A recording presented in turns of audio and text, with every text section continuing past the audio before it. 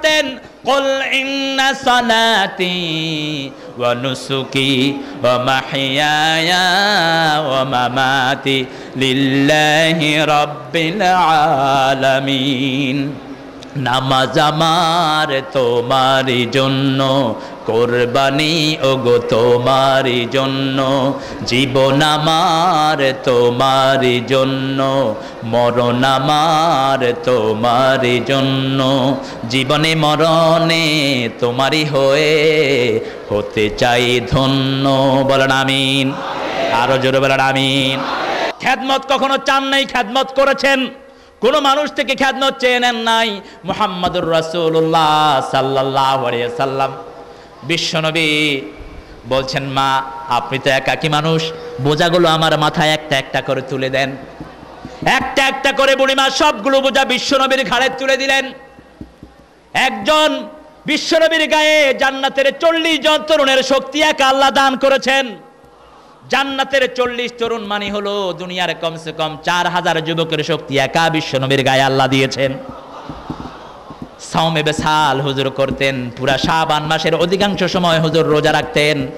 রমজানুল মুবারকের পরে শাবানের মতো এত বেশি রোজা আর হুজুর কখনো রাখতেন না। তবে উম্মতকে বলেছেন 15 রোজার পরে তোমরা আর রোজা রেখো না, শাবানের নিসফে শাবানের পরে তোমরা রোজা রেখো না। উম্মতকে নিষেধ করে দিয়েছেন, কারণ ওই যে ফরজ রোজার জন্য তোমাদের পার হয়ে যেতে পারে। বিশ্বনবী সাল্লাল্লাহু আলাইহি সাল্লাম এই বুড়িমার পিছনে হাঁটছেন।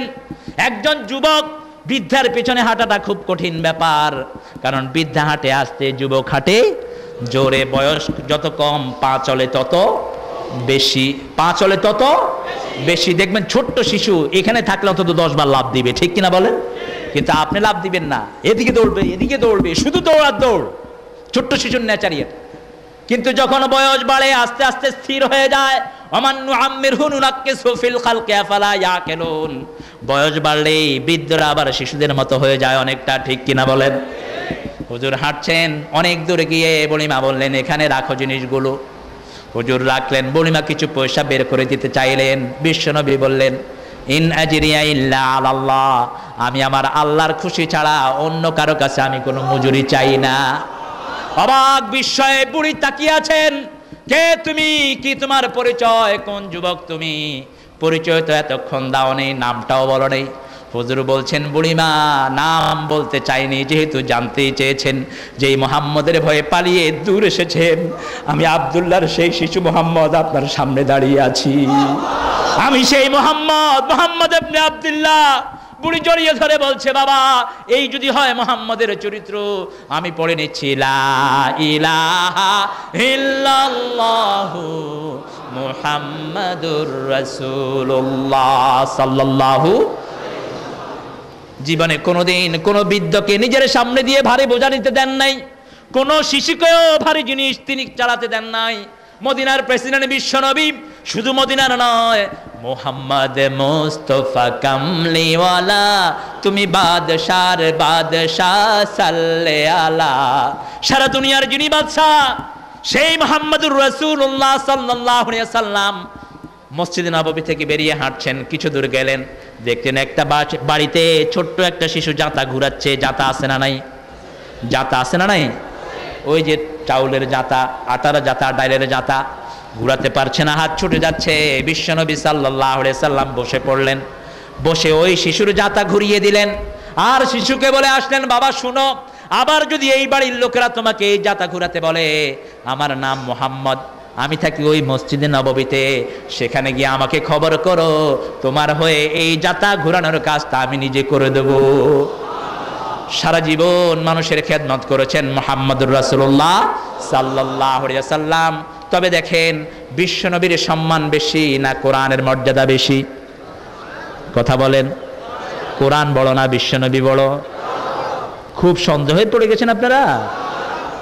কোরআনের জন্য মার খেয়েছেন মুহাম্মদ রাসূলুল্লাহ সাল্লাল্লাহু আলাইহি ওয়াসাল্লাম। কোরআন বড় না বিশ্বনবী বড়? কি বড়? কোরআন যদি না আসতো বিশ্বনবী রাহমাতুল লিল আলামিন টাইটেল পেতেন না। কোরআন আসার কারণেই তিনি টাইটেল পেয়ে গেলেন, ওয়া মা আরসালনাকা ইল্লা রাহমাতাল লিল আলামিন। কারণ রহমান ঘোষণা করলেন, শোনো, দুনিয়াতে যদি তোমরা রহমত পেতে চাও, এই যে রমজান আসছে, প্রথম 10 দিন রহমত, দ্বিতীয় 10 দিন মাগফিরাত, শেষের 10 দিন নাজাত তোমাদের জন্য দিয়ে দিলাম। রহমত যদি পেতে চাও, শোনো, কোন জিনিসটা তোমরা ধরবা? আর রহমান আল্লামাল কোরআন খলাকাল ইনসান আল্লামাহুল বায়ান।